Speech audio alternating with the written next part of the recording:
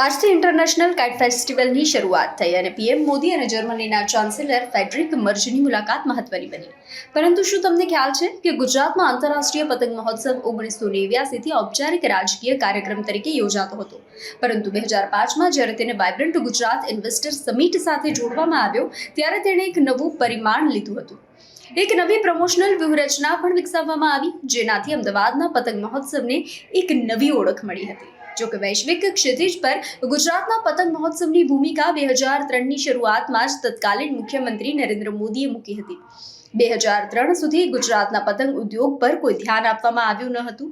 તો આ સમયગાળા દરમિયાન તત્કાલીન મુખ્યમંત્રી નરેન્દ્ર મોદીએ સક્રિય પગલાં લીધા, જે પાછળથી ગુજરાતના પતંગ ઉદ્યોગના વિકાસમાં સીમાચિહ્નરૂપ સાબિત થયા.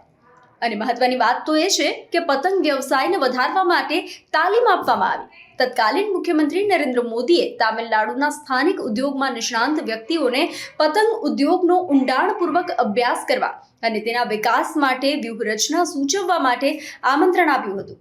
2003માં નિષ્ણાંતોની એક ટીમે પતંગ સંબંધિત પ્રવૃત્તિઓમાં રોકાયેલા અનેક સ્થળોએ ઉદ્યોગનો વ્યાપક સર્વેક્ષણ હાથ ધર્યું હતું અને 2003માં નરેન્દ્ર મોદીએ અમદાવાદમાં ગાંધી શ્રમિક સંસ્થાન ખાતે એક દિવસીય ગુજરાત પતંગ ઉદ્યોગ કાર્યશાળાનું આયોજન કર્યું હતું. તત્કાલીન મુખ્યમંત્રી મોદીએ ઉત્પાદકો, કારીગરો, વિતરકો, સરકારી સંસ્થાઓ, ડિઝાઇનરો અને નાણાકીય સંસ્થાઓ વચ્ચે સહયોગ અને સંદેશા વ્યવહારની શોધ કરી હતી, જેથી નવીન ખ્યાલો ઉત્પન્ન થાય, નવી દિશા મળે. તત્કાલીન મુખ્યમંત્રી મોદીએ ઉદ્યોગ સાથે સંકળાયેલા લોકો માટે પતંગ ઉત્સવોના આર્થિક પરિમાણો પર પ્રકાશ પાડ્યો. તેમણે વિકાસ દ્વારા આ ક્ષેત્રમાં સંકળાયેલા લોકોની આવક વધારવા માટેના અનેક પગલાંની રૂપરેખા આપી હતી, જેનાથી ગરીબ પરિવારોને ફાયદો થયો છે. તત્કાલીન મુખ્યમંત્રી મોદીએ જાહેરાત હેતુ માટે પતંગોના ઉપયોગ દ્વારા ગરીબી રેખા નીચે જીવતા 1 લાખથી વધુ પરિવારોને લાભ આપી શકે તેવી સંભવિત રોજગારીની તકો પર પ્રકાશ પાડ્યો હતો.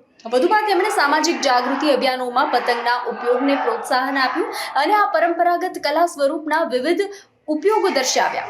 નીતિ સ્તરે 2003-4માં કુટીર અને ગ્રામીણ ઉદ્યોગ માટે ક્લસ્ટર વિકાસ યોજના હેઠળ પતંગ ઉત્પાદનનો સમાવેશ કરવામાં આવ્યો.